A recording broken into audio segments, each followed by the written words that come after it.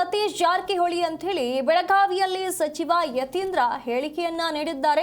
ಅಹಿಂದ ನಾಯಕತ್ವ ವಹಿಸುವಂತೆ ನಾನು ಹೇಳಿದ್ದೆ, ಅವರು ಮುಂದೆ ಬಂದ್ರೆ ಅವರೇ ನಾಯಕರಾಗ್ತಾರೆ. ನಮ್ಮ ತಂದೆಗೆ ಜಾರಕಿಹೊಳಿ ಜೊತೆಗೆ ವೈಮನಸ್ಸು ಇಲ್ಲ ಅನ್ನುವಂಥ ಮಾತುಗಳನ್ನ ಬೆಳಗಾವಿಯಲ್ಲಿ ಸಚಿವ ಯತೀಂದ್ರ ಹೇಳಿಕೆಯನ್ನ ನೀಡಿರುವಂಥದ್ದು.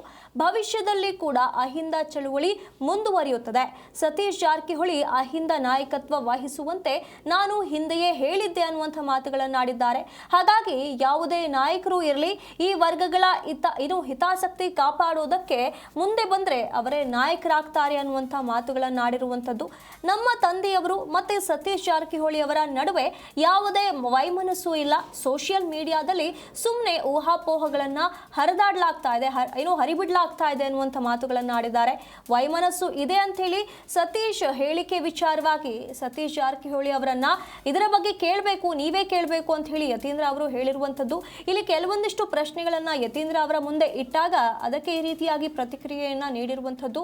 ಇಲ್ಲಿ ಈ ಹಿಂದೆ ಸತೀಶ್ ಜಾರಕಿಹೊಳಿ ಮತ್ತೆ ಸಿದ್ದರಾಮಯ್ಯ ಅವರ ನಡುವೆ ಯಾವುದೋ ವೈಮನಸ್ಸಿದೆ ಅನ್ನುವಂಥ ವಿಚಾರವಾಗಿ ಸೋಷಿಯಲ್ ಮೀಡಿಯಾದಲ್ಲಿ ಚರ್ಚೆಗಳು ನಡೆಯುತ್ತಾ ಇತ್ತು. ಆ ವಿಚಾರವನ್ನ ಪ್ರಶ್ನೆ ಮಾಡಿದಾಗ ಇಲ್ಲಿ ಸತೀಶ್ ಜಾರಕಿಹೊಳಿ ಅವರು ಕೂಡ ಇದೇ ಹೇಳಿಕೆಯನ್ನ ನೀಡಿದ್ರು ಅನ್ನುವಂಥದ್ದನ್ನ ಪ್ರಶ್ನೆ ಮಾಡಿದಾಗ ಈ ವಿಚಾರವನ್ನ ಸತೀಶ್ ಜಾರಕಿಹೊಳಿ ಅವರನ್ನೇ ನೀವು ಕೇಳಬೇಕು ಅಂತ ಹೇಳಿ ಯತೀಂದ್ರ ಸಿದ್ದರಾಮಯ್ಯ ಅವರು ಹೇಳಿರುವಂಥದ್ದು.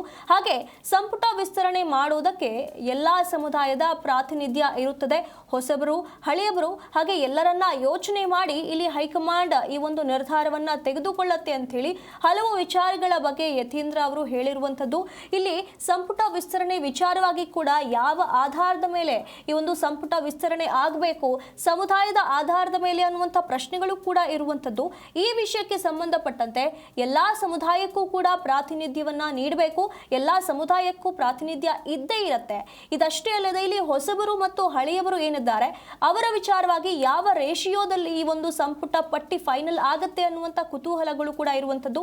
ಈ ವಿಚಾರವಾಗೂ ಕೂಡ ಹೈಕಮಾಂಡ್ ನಿರ್ಧಾರವನ್ನ ತೆಗೆದುಕೊಳ್ಳುತ್ತೆ ಅಂತ ಹೇಳಿ ಯತೀಂದ್ರ ಅವರು ಹೇಳಿದ್ದಾರೆ.